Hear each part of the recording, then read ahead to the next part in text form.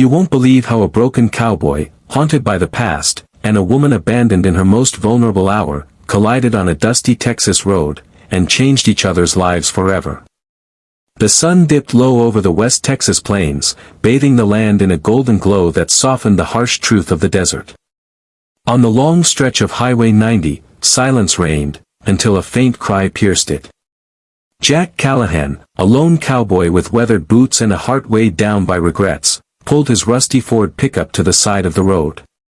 He had just finished his last job at a dying cattle ranch.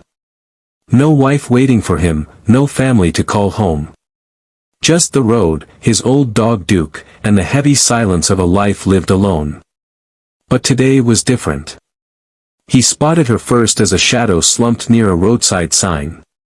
As he stepped out of the truck, Duke barked once, low and cautious.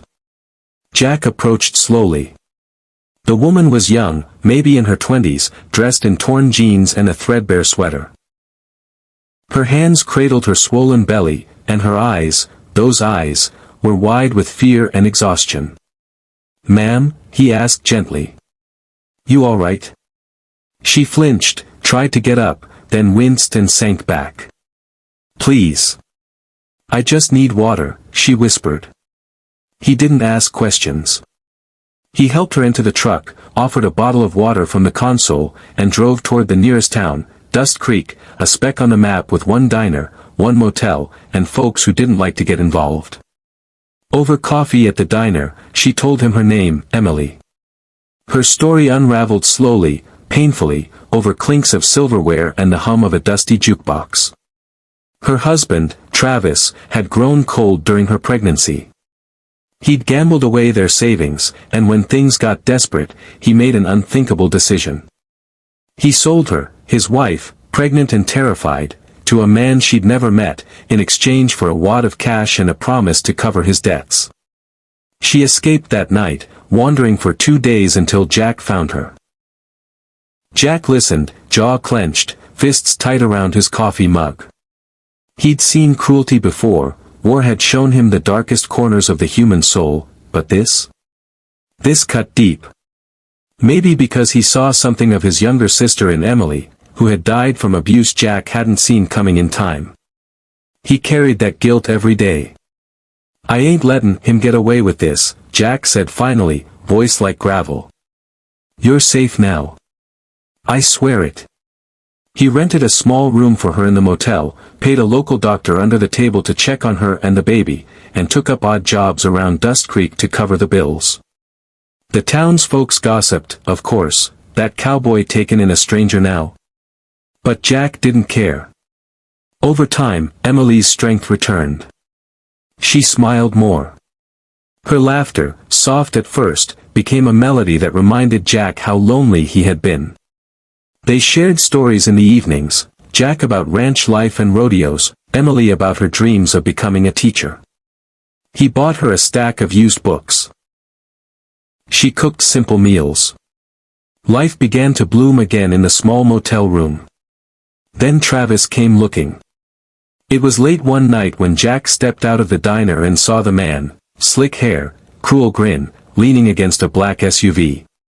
He had tracked her down, claiming she was his property. "She's not yours," Jack growled, stepping between them. Travis laughed. "She's carrying my child. I got rights." "No. You lost those the day you sold her like livestock." Jack didn't punch him, though every nerve screamed to. Instead, he went to Sheriff Mays, a man he'd known from rodeo circuits long ago. Together, they brought Emily's story to the authorities. With Jack's support and Emily's courage, they pressed charges. The trial was hard. Travis lied. Twisted words. But Jack stood by her. So did the community, once silent. One by one, people came forward, others Travis had hurt, other voices now willing to speak. He was convicted of trafficking and domestic abuse. Months passed. Emily gave birth to a baby girl, Hope. And that name felt right. Jack was there, holding her hand through every contraction, whispering calm while storms raged inside. When the baby was born, crying strong and pink and perfect, Emily asked him something he never expected. "Will you be her godfather?" He nodded, choking on emotion. "I'd be honored." They never rushed love. But it found them slowly. In shared mornings, in bedtime stories Jack read with an awkward voice that made Emily laugh, in the quiet way he reached for her hand while watching stars. A year later, on the same stretch of Highway 90, Jack pulled over again. This time, it wasn't to rescue someone, it was to kneel, beside the road, and ask a question. He pulled out a small, simple ring. "Emily. I ain't got much. But I've got a heart that loves you. A life I want to build, with you, and hope. Will you marry me?" She cried, laughing and sobbing at once. Yes. Yes. They never called themselves heroes. They were just two broken people who found healing in each other. The miracle wasn't just that Emily survived or that Jack found love again. The miracle was that pain, betrayal, and loneliness didn't win. Love did.